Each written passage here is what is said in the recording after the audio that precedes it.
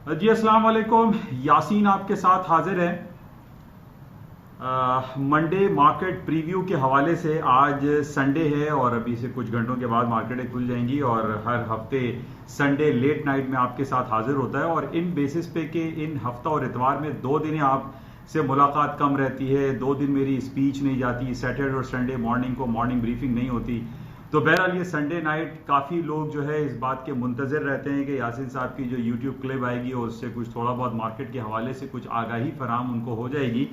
तो बहरहाल मैं उन तमाम लोगों का बहुत ज़्यादा दिल की गहराइयों से शुक्रगुजार हूँ, शुक्र अदा करता हूँ, शुक्रिया अदा करता हूँ कि जिन लोगों ने मुझे डिफरेंट व्हाट्सएप ग्रुप में ऐड भी किया हुआ है, मेरे यूट्यूब क्लिप को डेली बेसिस पे वो सुनते भी हैं। मैं उन तमाम लोगों का दिल की गहराइयों से शुक्रिया अदा करता हूँ।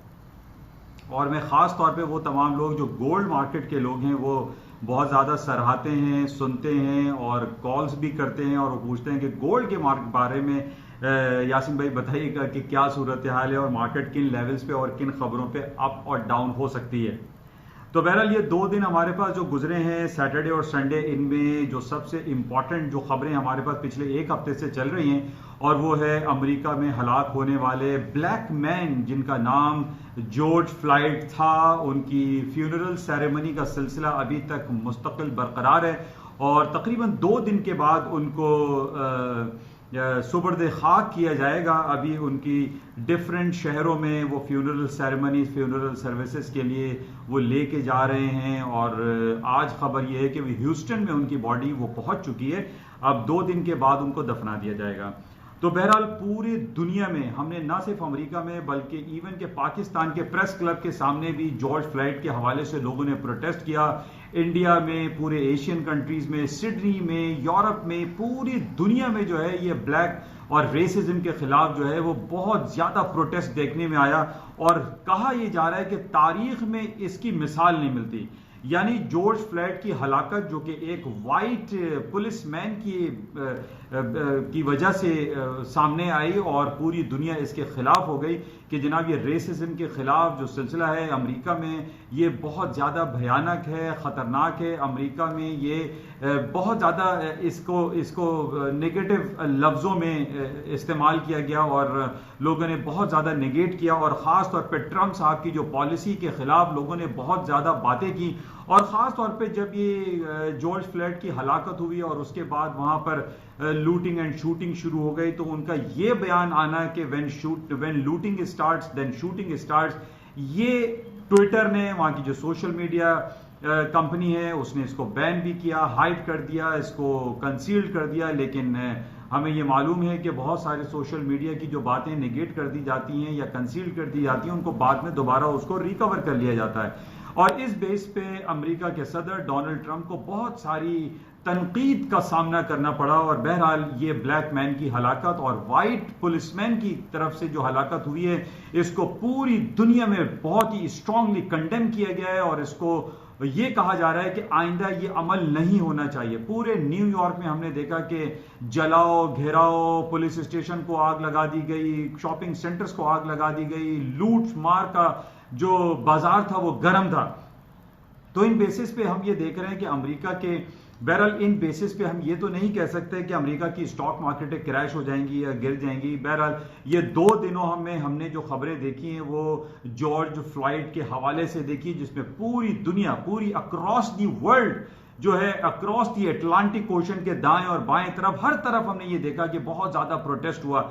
बहरहाल इसमें हम ये कह सकते हैं कि इन बेसिस पे स्टॉक मार्केटें क्रैश तो नहीं हो सकती, क्योंकि जैसे मैंने पहले भी आपसे ये कहा था कि अमेरिका में डिफरेंट जो ये हंगामा आराई सामने आती है, इन बेसिस पे हम ये नहीं कह सकते कि स्टॉक मार्केटें क्रैश कर जाएगी। हालांकि पिछले ही पूरे हफ्ते में हमने ये देखा कि लास्ट मंडे को जो मार्केट खुली थी वो इस हलाकत के बेसिस पे गैप से खुली थी, डाउनफॉल पे मार्केट आई थी। लेकिन पूरे हफ्ते में हमने यानी मंडे से ये देखा, मंडे से लेके फ्राइडे तक अमेरिका की स्टॉक मार्केटें पे हाई बनाती रही और डिफरेंट जो रिपोर्ट्स आती रही apart from this George flied के अगेंस्ट में तमाम जो स्टॉक मार्केट के जो इंडिसीज थे, S&P, डाउ जोन्स, नेस्डैक और खास तौर पे नेस्डैक की मैं बात करूंगा जिसने तारीख की नई बुलंदियों को छू लिया और पुराना जो इनका रिकॉर्ड था, यानी वो रिकॉर्ड जब हम 4 महीने 6 महीने पहले ये देख रहे थे और मैं आपसे बारहा इस बात का इजहार करता था कि अमेरिका की स्टॉक मार्केट तारीख की बुलंद तरीन सतहों को डेली बेसिस पे छूती चली जा रही हैं।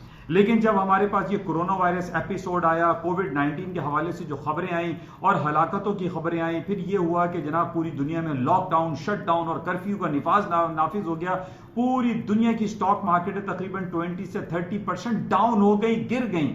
लेकिन अब हम ये देख रहे हैं कि इस जॉर्ज फ्लाइड की हलाकत के बावजूद और अमेरिका की जो डिफरेंट रिपोर्ट्स आ रही हैं, यानी फ्राइडे को हमारे पास जो अमेरिका की अनएम्प्लॉयमेंट रेट जो कि बहुत बेहतर आया, पिछले 3-4 महीनों से अच्छी खबरें आनी शुरू हो गई, वहां पे जॉब क्रिएशन शुरू हो गई है, जिस बेसिस पे हमने ये देखा कि अमेरिका की स्टॉक मार्केटों में रोज बेसिस, डेली बेसिस पे हाई मार्केटें बनाती चली गई। अब नेस्डैक ने जो है वो आपने देखिए कि नई तारीख रकम कर दी। अब हमारे पास S&P है, डाउ जोन्स हैं, इनका भी कोई टाइम दूर नहीं है, इन बेसिस पे मार्केट और भी हाई पे जा सकती हैं। कल यानी फ्राइडे को जो मार्केट क्लोज हुई थी उसने एक नई तारीख रकम की, यानी जो प्रीवियस हाई था नेस्डैक का 9763, मार्केट उससे ऊपर बंद हुई, 98 के ऊपर मार्केट बंद हुई। तो इट मींस कि प्रीवियस रिकॉर्ड से मार्केट ऊपर की तरफ बंद हुई, जो कि हमें ये इंडिकेशन दे रही है कि अपार्ट फ्रॉम ये सारा कोरोना वायरस एपिसोड और ये जो जॉर्ज फ्लाइड की हलाकत है, अभी भी अमेरिका की स्टॉक मार्केटों में तेजी का गुमान है, तेजी के चांसेस हैं। अमेरिका की स्टॉक मार्केटों में मजीद तेजी दिखाई दे रही है। हालांकि इन 2 दिनों में हमारे पास कोई ऐसी रिपोर्ट नहीं है कि मैं आपसे ये कहूं कि स्टॉक मार्केटें बहुत ज्यादा गैप से खुलेंगी। गैप क्रिएट नहीं होगा, प्लस साइड पे गैप क्रिएट होता हुआ दिखाई नहीं दे रहा, बट आई पर्सनली फील, मैं गलत भी हो सकता हूं। लेकिन on the basis of these जो रियल फैक्ट हैं, जो ग्राउंड रियलिटीज हैं, इन बेसिस पे गोल्ड की जो स्टॉक की मार्केट है वो बहरहाल प्लस साइड में दिखाई दे रही है, क्योंकि 2 दिनों में हमें कोई ऐसी नेगेटिव खबर नहीं आई, सिवाय आज सुबह अर्ली मॉर्निंग हमारे पास चाइना की लिटिल बैड न्यूज थी। लेकिन इस बेसिस पे हम ये नहीं कह सकते कि स्टॉक मार्केटें डाउन हो जाएंगी, स्टॉक में तेजी है। तो बहरहाल इसको हम देखेंगे, क्योंकि इन 2 दिनों में कोई ऐसी नेगेटिव खबर हमारे पास नहीं आई। सिर्फ हम पूरे हफ्ते ये देखते रहे कि जनाब जॉर्ज फ्लाइड की वजह से पूरी दुनिया में जो है प्रोटेस्ट बहुत ज्यादा एक्सट्रीम कंडीशन पर हो गया। लेकिन एक सवाल यहां पर यह उठता है कि पूरी दुनिया में जिस तरीके से ये जो SOPs की हम बात कर रहे हैं कि जनाब ये फेस मास्क लगाएं, हैंड सैनिटाइजर लगाएं, ग्लव्स पहने और जनाब सैनिटाइजर का यूज करें, ये तमाम चीजें तो हमने देखा कि इसको तो लोगों ने ठोकर मार दी। और जनाब जिस तरीके से अक्रॉस दी वर्ल्ड जो प्रोटेस्ट हुआ है उसमें तो हमने कहीं SOPs को नहीं देखा, ना ही चंद लोगों ने, जाहिर है वो लगा रखे थे फेस मास्क, लेकिन ज्यादातर जो लोगों ने बिल्कुल SOPs को उन्होंने बिल्कुल रद्द कर दिया और उसको इनकार कर दिया कि हम कोरोना वायरस को मानते ही नहीं। इसका तो मतलब ये है कि कोरोना वायरस कोई चीज है ही नहीं, ये एक सोशल मीडिया या मीडिया की तरफ से एक हाइप क्रिएट की गई है।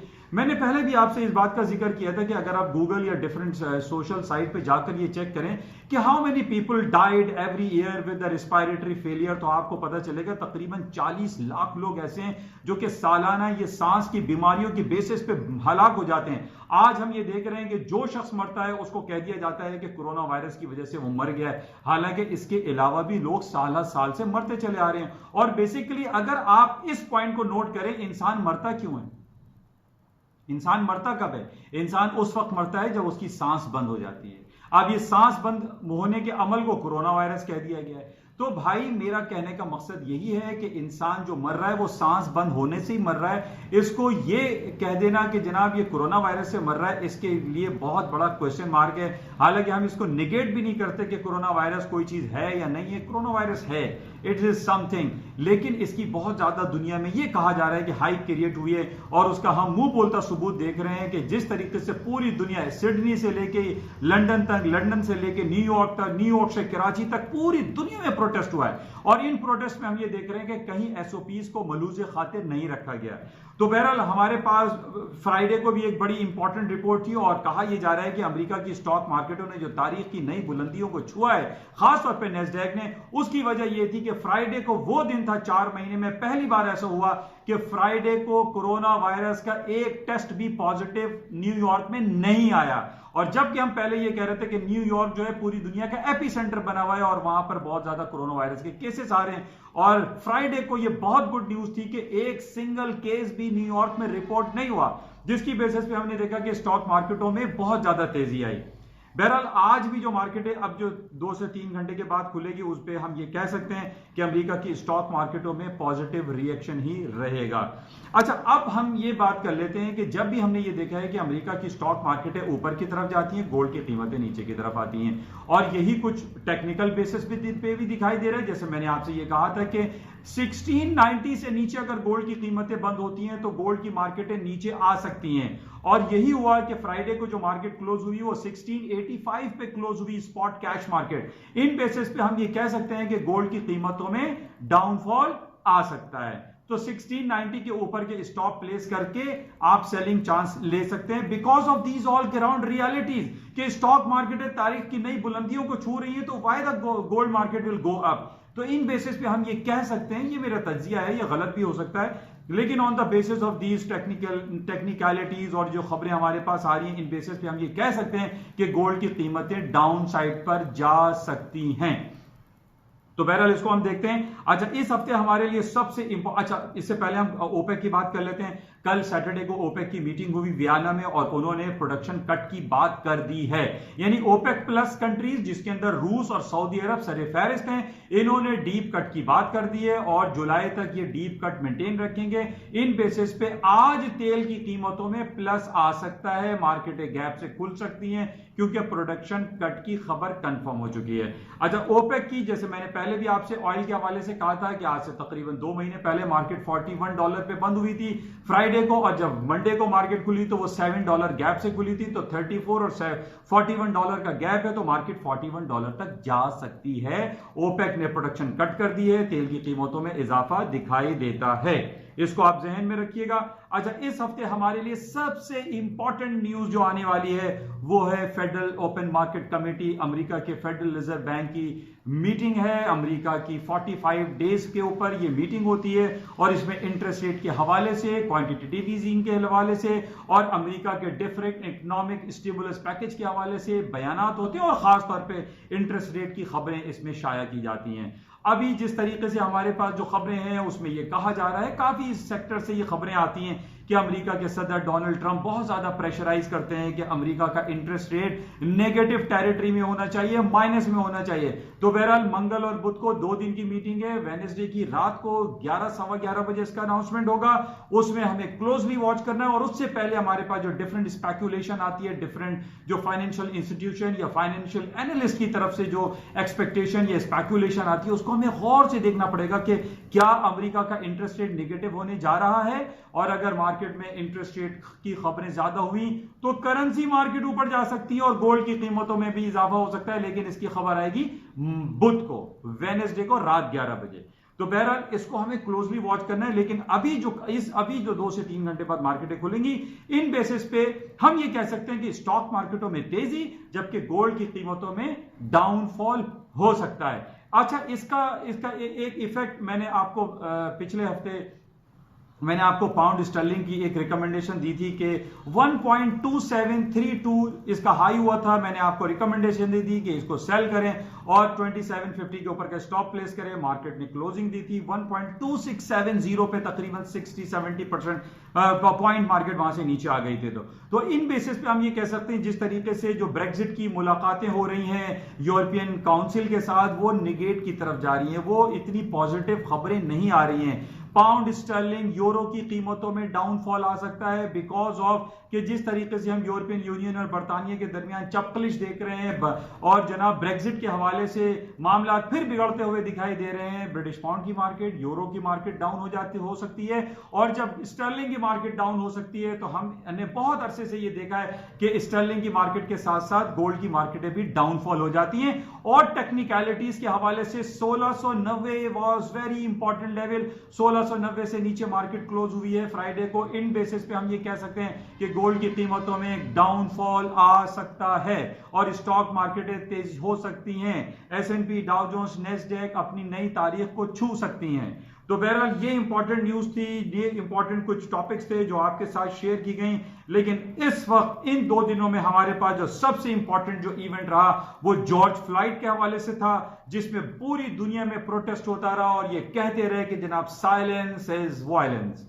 क्या आपको बोलना है, आपको खामोश नहीं रहना है, जो आपके साथ ज्यादती होती है और उसके खिलाफ आपको आवाज उठानी चाहिए। Silence is violence, black lives matter, ये भरे पड़े हुए हैं हैशटैग के साथ। और हम ये देख रहे हैं कि हालात अमेरिका के इन हालात व वाकयात खराब होने के बावजूद अमेरिका की स्टॉक मार्केटें दिन दुगनी रात चौगनी तरक्की करती जा रही हैं, हाई पे हाई बनाती चली जा रही हैं। और उसकी वजह हम ये कह सकते हैं कि कोरोना वायरस का जो जिस तरीके से उस पैंडेमिक की वैक्सीनेशन आ रही है और नेस्डैक की कीमतों में इजाफा हो रहा है। नेस्डैक ने तारीख की नई बुलंदियों को छू लिया है, क्योंकि नेस्डैक में हमें पता है तकरीबन 40% फार्मास्यूटिकल कंपनीज एग्जिस्ट करती हैं। तो इन बेसिस पे हम देख रहे हैं कि जो नेस्डैक की कीमत है उसमें खासा इजाफा हुआ है। बहरहाल कल हमारे पास 2-3 रिपोर्टें और भी रहेंगी। यूरोपियन सेंट्रल बैंक की जो चीफ है मिस क्रिस्टीन लेगार्डे, उनकी टेस्टिमनी है। जर्मनी की कुछ रिपोर्टें बहुत इंपॉर्टेंट आने वाली हैं, वो हम जहन में रखेंगे और उसको देखते हुए अपने पोर्टफोलियो को मैनेज करेंगे। लेकिन अब तक की जो रिपोर्टें थी वो मैंने आपके साथ शेयर की, जो कि होपफुली आपको आपके पोर्टफोलियो को मैनेज करने में कहीं ना कहीं कुछ फायदेमंद सूदमंद साबित हो सकता होगा। इंशाल्लाह राब्ते में रहेंगे। सुबह मॉर्निंग ब्रीफिंग में दोबारा आपसे मुलाकात होगी, उस वक्त के लिए इजाजत दीजिए। खुदा हाफिज़। जाते हुए मैं आप तमाम लोगों से ये रिक्वेस्ट जरूर करता हूं कि इस यूट्यूब चैनल को प्लीज सब्सक्राइब करें, लाइक करें, शेयर करें, क्योंकि ये उर्दू और सहल अंदाज में है और आपको 5-10 मिनट में बहुत सारी बातों का जो है मालूमात हो जाती है। Thank you.